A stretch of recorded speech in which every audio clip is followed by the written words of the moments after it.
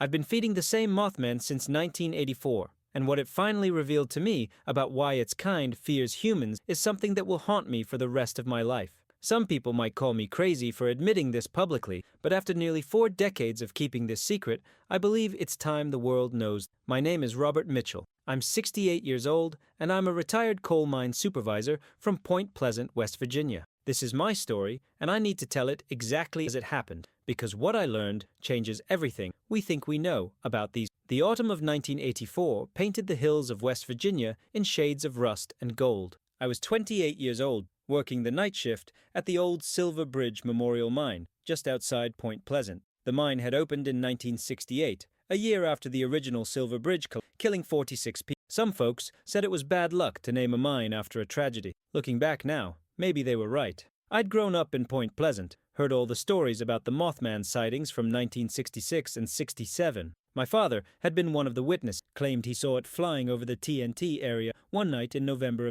But like most kids, I thought it was just stories, small-town legends that got bigger with each telling. The crisp October air carried the smell of dying leaves and coal dust as I made my way to work that night. It was supposed to be just another shift, checking equipment, monitoring the newer sections of the mine. My supervisor, an old-timer named Earl Hutchins, had warned me about working alone during the graveyard shift. "Out here, you're on your own most of the time," Earl had said, his weathered hands wrapped around a thermos of coffee. "Radio only works in certain spots underground. You see something strange, you document it, but you don't go looking for trouble. These hills have been here longer than any of us, and they've got their secrets." I had nodded, thinking Earl was just being dramatic. After all, what could possibly happen? I was trained for emergencies, knew how to handle equipment failures, gas leaks, even the occasional black bear that wandered too close to the entrance. What I wasn't prepared for was what happened on October 23rd, 1984.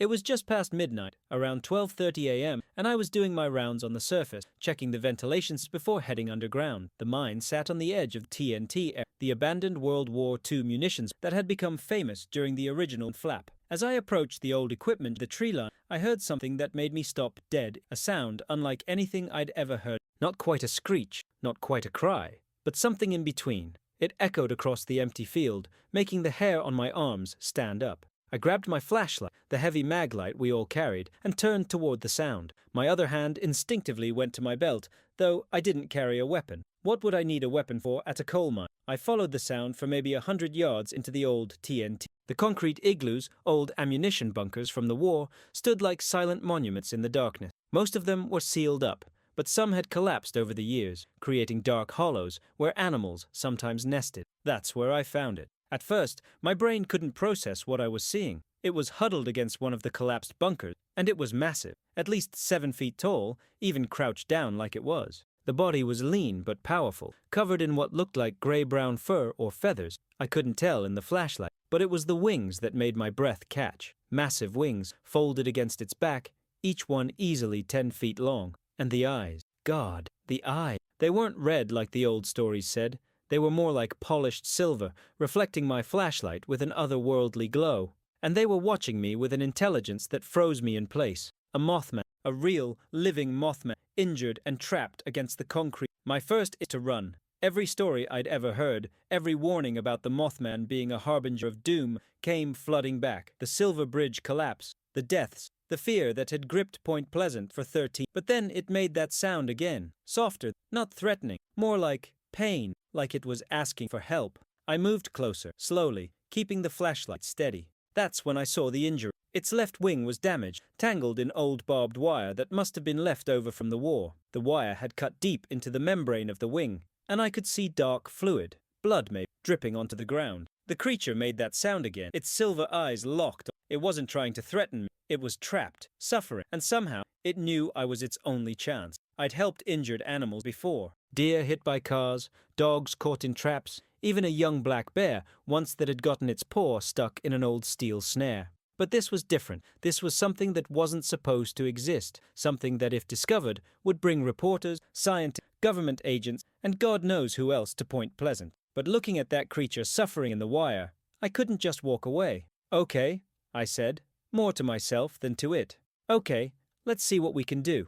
I ran back to my truck and grabbed my toolbox, bolt cutters, first aid supplies, and a blanket. When I returned, the creature was still there, watching me approach with those impossibly reflective eyes. "This is going to hurt," I told it, unscrewing the cap on a bottle of water. "But if we don't get that wire off, infection's going to kill you." I poured water over my hands and the wire, then started working to cut it free. The creature tensed, making sounds of pain, but it didn't try to attack me. It seemed to understand I was trying to help.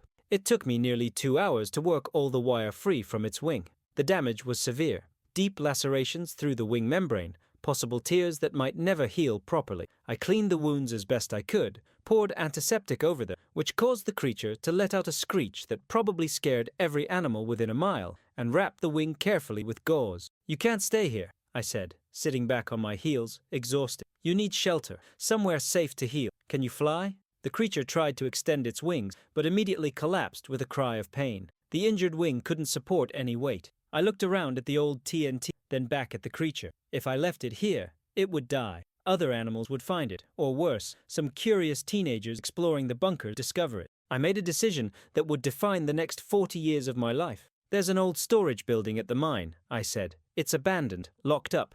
Nobody goes there anymore. I can help you there, but you have to trust me." Over the next 4 hours, using a combination of gentle coaxing and physical support, I helped the creature make its way back toward the mine. It was agonizingly slow. The creature would try to walk, stumble, and I'd have to support part of its weight. It was surprisingly light for its size, maybe 180 pounds, but the awkwardness of supporting something with wings made it difficult. By the time we reached the old storage building, the sky was starting to lighten with the first hints of dawn. I'd called in sick to work, the first time in 3 years. Earl wouldn't be happy, but I couldn't exactly explain why I needed the night off. The storage building was a relic from the mine's early days, a metal structure about 30 feet by 40 feet that had been used to store equipment. Now it just held old parts, broken machinery, things that nobody wanted to throw away, but nobody needed either. I cleared out a corner, piled up some old blankets and canvas tarps to make a soft place for it to rest. The creature folded its damaged wing carefully and settled into the makeshift nest. "Stay here,"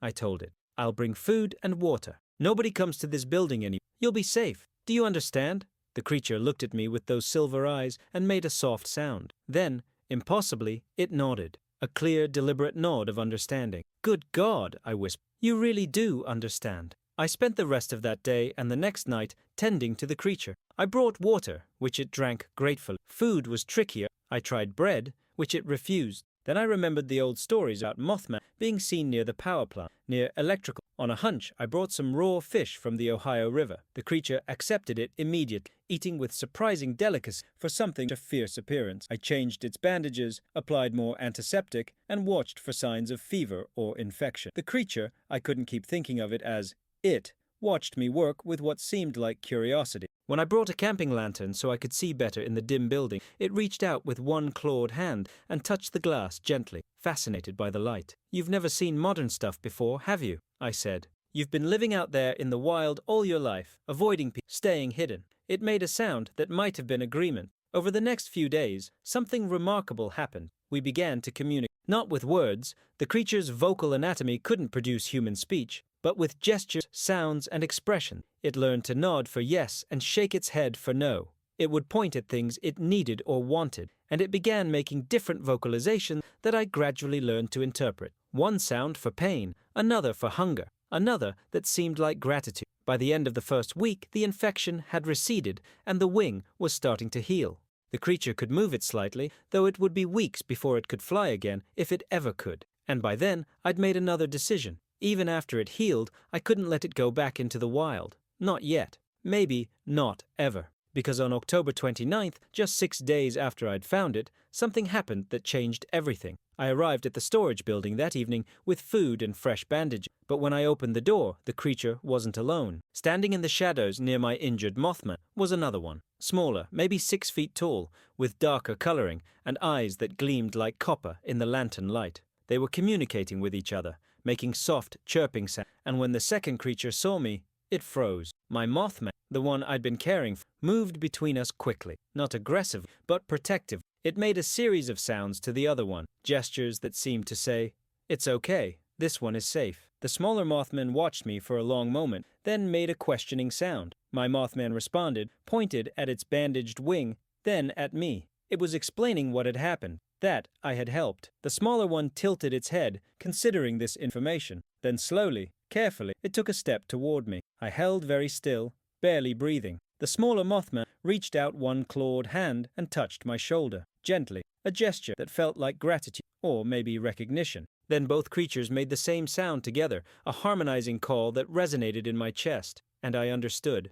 I wasn't just protecting one Mothman, and I was being trusted by two, maybe more. That's when I realized this wasn't going to be a temporary situation. This was going to be my life now. Living with two Mothmen required completely restructuring my existence. The storage building became their permanent sanctuary, and I spent months making it more secure, more comfortable. I installed better insulation for the coming winter, set up a heating system using old equipment from the mine, and created spaces where they could move around freely without being visible from outside. The biggest challenge was food. Between the two of them, they needed a lot to eat. Their diet was primarily fish, which made sense given their presence near water in the old stories, but they also ate certain, particularly moths and beetles, which I found grimly appropriate. I started fishing more, buying fish from the market in different towns, so no single store would notice how much I was purchasing. I told people I'd taken up fishing as a hobby, which wasn't entirely a lie. The injured Mothman, I'd started calling him Jeremiah in my mind, though I never said the name aloud, adapted to his new life remarkably well. His wing healed slowly over the winter of 1984 into 1985, but it never fully recovered. He could glide short distance, but sustained flight was difficult. The smaller one, the one who'd come looking for him, I thought of as Scout. She was more nervous than Jeremiah, always watching the door, always alert. But over time, she began to trust me too. They were nocturnal, which worked well since I worked night shift. I'd spend my evenings with them before work, and my mornings after my shift ended. They seemed to understand my schedule, would wait patiently during my work hours. But what fascinated me most was their intelligence. They weren't just smart animals, they were thinking, feeling beings with their own personalities and emotions. Jeremiah was curious, always examining the things I brought, trying to understand how they worked. Scout was more cautious, more practical, but she had a gentleness that surprised me. One evening in March of 1985, I brought them an old radio I'd found. When I turned it on, they both froze, then moved closer, entranced by the music. Classical music seemed to affect them most strongly. When I played Beethoven or Mozart, they would become very still, their silver and copper eyes half closed, like they were experiencing something profound. "You like music," I said, watching. "You understand beauty." Jeremiah made a soft sound and touched his chest, then pointed at the radio. Then he spread his damaged wing as far as it would go and made a long, melodic call. He was singing, or trying to, showing me that his kind had music too. That's when I truly understood. These weren't monsters, these were people. Different from us, yes, but people nonetheless. The years passed in a rhythm that felt both strange and natural. I turned 30, then 35, then 40, and through it all, Jeremiah and Scout remained constant in my life. I never married. How could I? My evenings and mornings were devoted to, and explaining that to a potential partner was impossible. My friends from high school drifted away, and I became known around Point Pleasant as that quiet guy who worked at the mine and kept to himself. But I wasn't lonely. I had Jeremiah and Scout, and through them, I began to understand so much more about the Mothman than I'd ever imagined possible. In the spring of 1986, Scout disappeared for 3 weeks. I was terrified something had happened to her, that she'd been discovered or hurt. Jeremiah seemed unconcerned, though, which confused me. Then one night, she returned. And she wasn't alone. She brought 3 others with her. 2 adults and 1 juvenile, maybe 4 feet tall, with eyes that gleamed like polished brass. My heart nearly stopped. Suddenly, I wasn't protecting 2 Mothmen. I was responsible for 6. Scout made a series of sounds to the newcomer, and Jeremiah joined in. They were introducing me, I realized, vouching, explaining that this human could be trusted. The new adults were wary, keeping their distance, but the juvenile was curious. It crept closer, reaching out to touch my hand with surprising gentleness. Its parent made a sharp sound, a warning, but I held very still. The young one examined my hand, comparing it to its own clawed appendage. Then it looked up at me, with brass eyes full of wonder. "Hello," I whispered. "I won't hurt you." The young Mothman made a chirping sound that could only be described as delight. And just like that, I became the guardian of a flock. The storage building was too small for 6, so I made changes. I quietly purchased the old building, claiming I wanted to use it for storage for a side business. The mine supervisors were happy to get it off their books. I expanded the interior, created multiple levels using the old equipment and lumber, made spaces where they could perch, rest, and move freely. I installed better ventilation, more heating for winter, and even found a way to create a small pool for bathing. The Mothmen, I learned, were fastidiously clean. They would spend hours grooming their wings, preening the feathers or fur.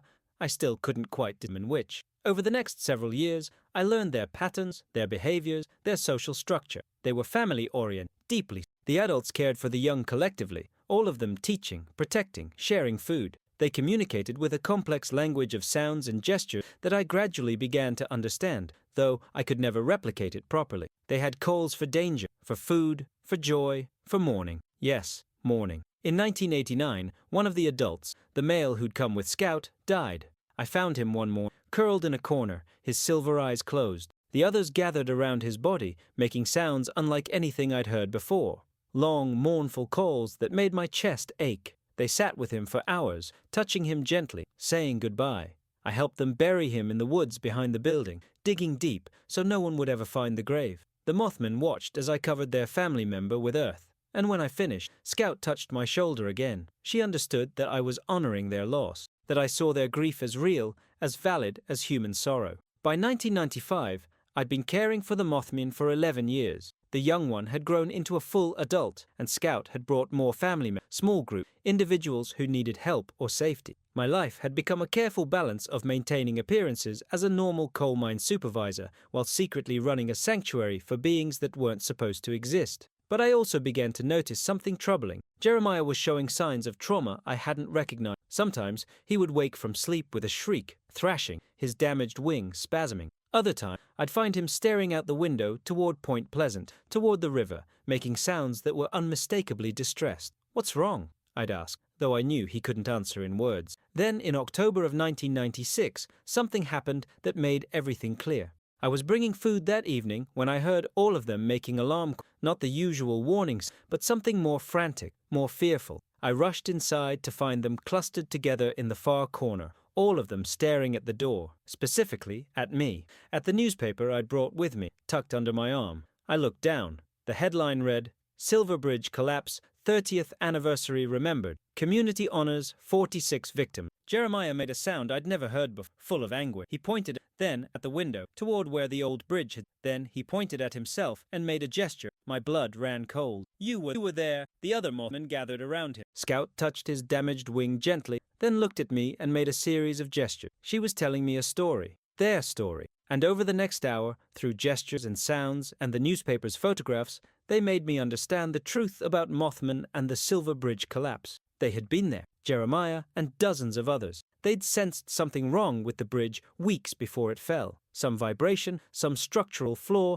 that their sensitive hearing could detect. They'd tried to warn people. That's why there were so many sightings in the weeks before December 15, 1967. They weren't harbingers of doom. They were trying to sound an alarm, but humans had been terrified of them, had shot at them, chased them, called them monster and demon. The Mothman had tried to warn us, and we'd responded with fear and violence. Jeremiah had been there the day the bridge collapsed. He was young then, barely adult. He and several others had been flying near the bridge that evening, trying one last time to drive people away, to make them understand the danger. When the bridge fell, the sound had been catastrophic. 46 people died in seconds, cars plunging the icy, and in the chaos, in the panic, someone had shot Jeremiah. That's how his wing had been damaged, not from barbed wire. The wire had come later, when he'd crashed into the old TNT area, already wounded, already traumatized. He'd watched people die, people he'd tried to save, and they'd shot him for. Scout continued the story. After the collapse, the Mothman had retreated, not because they'd caused the disaster, but because they'd failed to prevent it, and because they'd learned a terrible lesson. Humans would rather let catastrophe happen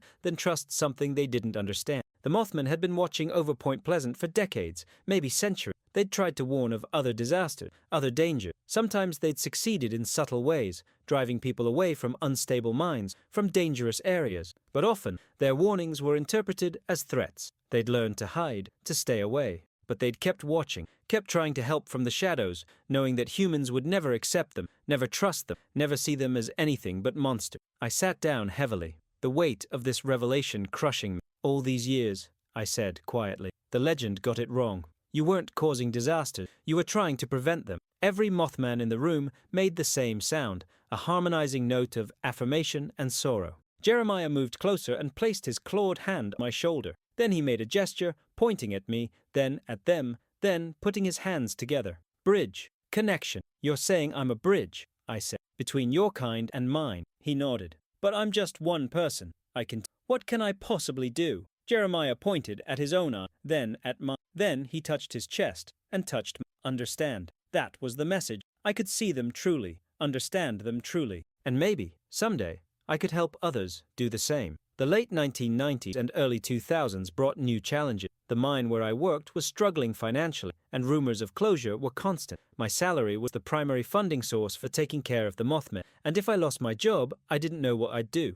But more importantly, the Mothman were showing me, teaching me. They had knowledge about the natural world that humans had lost or never possessed. They could sense changes in the earth, predict weather patterns, understand the health of the forest by sounds and vibrations we couldn't perceive. In 2001, 3 weeks before a major flood hit Point Pleasant, Jeremiah and the others became agitated. They made warning calls, pointed towards the river, showed me through gestures that water was coming. Too much water. I reported it to the local authorities, claimed I'd heard a weather report about unusual rainfall patterns. They took precaution, and when the flood came, it was bad, but not as catastrophic as it could have been, because people were prepared. No one knew that the warning had come from the creatures they'd once called harbingers of doom. In 2004, they warned me about a section of the mine that was becoming unstable. I reported structural concerns, and inspectors found significant problems that could have led to a collapse. 17 miners' lives were saved because I listened to the Mothman. Time and again, they proved they weren't monsters. They were guardians, watching over a community that had rejected them, feared them, blamed them for tragedies they'd tried to prevent. By 2010, I was 54 years old. Jeremiah was showing his age too.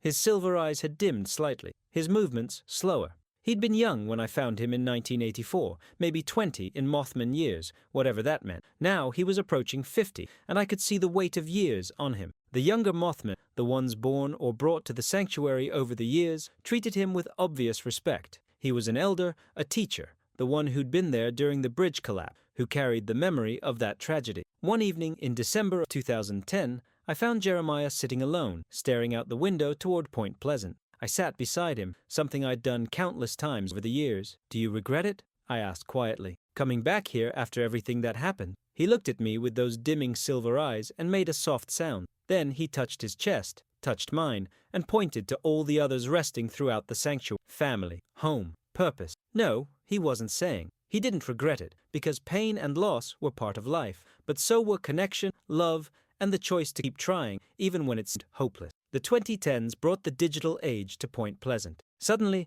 everyone had cameras in their pockets. Social media made sharing sightings instant. The Mothman legend, which had faded somewhat, roared back to life with tourist attractions, festivals, a statue in the center of town. It should have made protecting the Mothman harder. Instead, it provided perfect camouflage. Any real sighting could be dismissed as a publicity stunt, a tourist attraction, someone in costume trying to get social media attention. The Mothman were hidden in plain sight, protected by humanity's tendency to see what we expected, to dismiss what didn't fit our understanding of the world. But it also meant I had to be more careful. I installed security systems around the old building, cameras that would alert me if anyone approached. I spread rumors that the building was contaminated with old mining, that it wasn't safe to explore. Most people stayed away, but not everyone. In 2015, a young journalist from Charleston came to Point Pleasant researching a story about the Mothman legend. Her name was Sarah Winters, and she was determined to find the truth behind the sightings. She interviewed dozens of witnesses, collected old reports, and somehow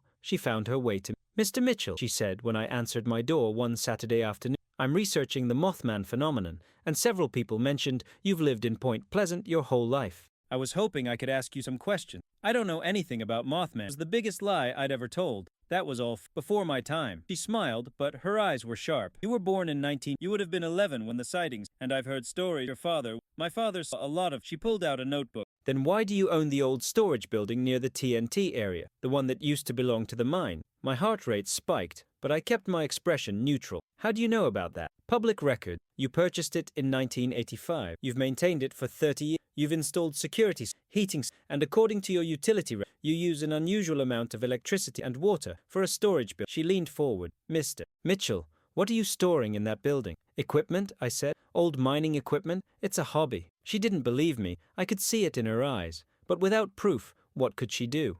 If I wanted to see this old mining equipment, would you show me? No, I said flatly. Property is not safe for visitors. Insurance liability. She studied me for a long moment. You know, Mr. Mitchell, I've been doing this for a while. I know when someone's hiding something. The question is why? If you're just storing old equipment, why all the secrecy? Because some things are better left alone, I said, and closed the door. I immediately went to the sanctuary. Jeremiah and the others could sense my distress. They gathered around me, making concerned sounds. There's a journalist, I explained, though I wasn't sure how much they understood. She's asking questions about this. She might come back with others. Jeremiah made a sound that was unmistakably worried. Scout moved to the window, peering out, her copper eyes scanning for threats. The younger Mothman, those who'd never experienced direct human hostility, looked confused, but the older ones, they understood. They remembered why they hid. For the next week, I was on edge, expecting Sarah Winters to return with police, with cameras, with demands to see what I was hiding. But she didn't come back. Instead, she published her article. I found it online, my hands shaking as I read.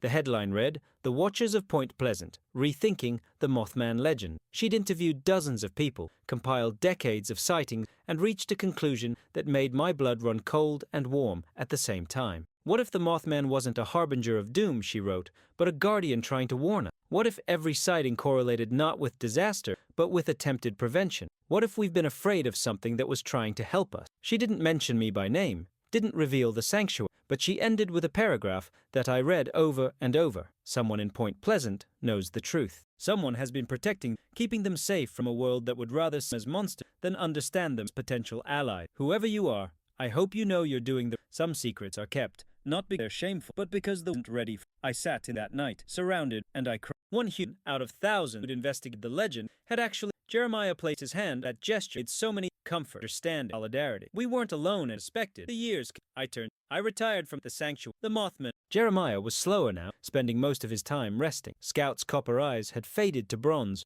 but there were young ones, born in the sanctuary or brought by family who'd heard it was safe. The next generation, growing up knowing at least one human who saw them as people, not monsters. I started documenting everything, writing it down in journals, creating a record of what I'd learned, not to publish, but so that someone, someday, might understand. In 2023, Jeremiah became very ill. I brought a veterinarian friend, someone I trusted, claiming I had an injured owl that needed treatment. She came at night, and when she saw Jeremiah, she froze. "That's not an owl," she whispered. "No, it's not. Can you help him anyway?" To her credit, she didn't run. She examined him carefully, treating him with the same professionalism she'd show any patient. When she finished, she looked at me with tears in her eyes. "How long have you been doing this?" 40 years, I said. "Give or take." She glanced at the other Mothman, watching from the shadows. "How many are there? Here? 15? In other places?" "I don't know. Not many. They're dying out. Because of us. Because we're afraid of them." "Yes." She packed up her equipment. "I won't tell anyone. But Mr. Mitchell, need help.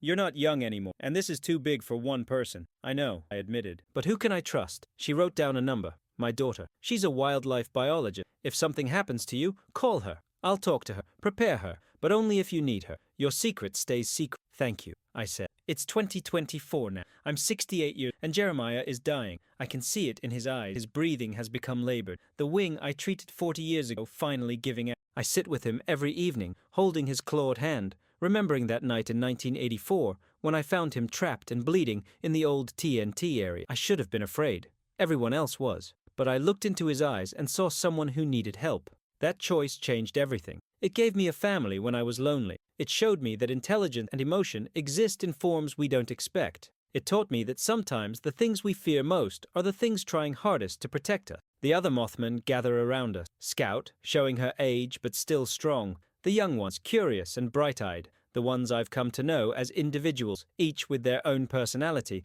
their own story. Jeremiah makes a soft sound, and I lean closer. He touches his chest, then mine, that gesture we've shared for decades. Then he touches his eyes and points to his family, to the sanctuary, to the world beyond. See them. Make them see us. I promised him 40 years ago that I'd protect his secret, but now, watching him prepare to leave, I understand what he's really asking. Don't let us be forgotten. Don't let us fade into myth again. Find a way to show them what we really are. I'm 68 years old. I've kept the biggest secret in Point Pleasant for 40 years, and I'm finally ready to tell the truth. Not because Jeremiah is dying, though that's part of it, but because I've realized something. Fear is a choice. And for 40 years, I chose to fear what the world would do if they knew. But Jeremiah never chose, even after being shot, After watching people die, after decades of rejection, he never gave up on humanity. He kept watching over Point Pleasant, kept warning us of danger, kept hoping that someday someone would understand. I was that someone. But I can't be the only one. Last week, I called Sarah Winters, the journalist who'd written that article 9 years ago. She answered on the second ring,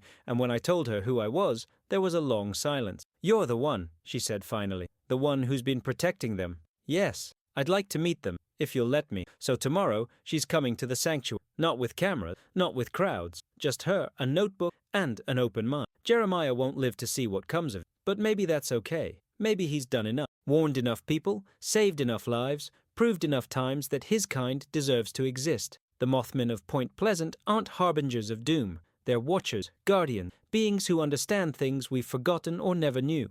They sense the Earth's rhythms, predict its danger, and despite 40 years of evidence that we don't deserve their help, they keep trying to protect us. That's what Jeremiah finally revealed to me. Not why his kind fears us. That's obvious. We shoot at what we don't understand. We destroy what makes us uncomfortable. We'd rather let disaster happen than trust something that looks different from us. No, what he revealed was why, despite that fear, despite everything we've done, they keep trying. Because they remember what we've forgotten. That we're all part of the same world, sharing the same ground, breathing the same air. That what threatens them threatens us. That what saves them saves us. They keep trying because someone has to. Because hope is stronger than fear. Because love, yes, love, I've felt it from them, seen it in how they care for each other. Love doesn't give up. I'm sitting with Jeremiah now as I finish writing this. His breathing is shallow, his silver eyes dimming, but when I take his hand, he squeezes back. The young Mothmen are learning to fish in the river. Scout is teaching them, showing them the currents, the safe places. The next generation, growing up in a world that's starting to change, starting to question, starting to wonder if maybe the monsters in our stories were never monsters at all. Tomorrow, Sarah Winters will see them. She'll tell their story, carefully, without revealing where they are. And maybe slowly, the fear will fade. Maybe someday, children will grow up knowing about the Mothman not as horror stories, but as neighbors. Different, yes, strange perhaps, but deserving of the same respect, the same right to exist that we claim for ourselves. Jeremiah makes one final sound, and I know what he's saying. Thank you. No, I whisper, tears running down my face. Thank you for trusting, for teaching, for not giving up on us, even when we gave you every reason to close. His breathing stops, and I feel the loss like a physical. But around me, the other Mothmen, not mourning, not yet, celebrate, honoring a life lived with a bridge, a guardian who never. I'm 68 years. I've fed Mothman. What I learned didn't. It saved me. It showed me the stranger that intelligence wears men, that courage, and that sometimes the monsters in our stories are just people who look different, trying their best to help us, hoping that someday we'll finally understand. Jeremiah's gone now, but his family remain, his legacy remains, and his hope. The Mothmen of Point Pleasant are still here, still watching, still protecting, still waiting for the day when we'll see them as they truly are. Maybe, with help from people like Sarah, that day is finally coming. And maybe, just Jeremiah's gamble humanity wasn't foolish. Maybe we're finally ready to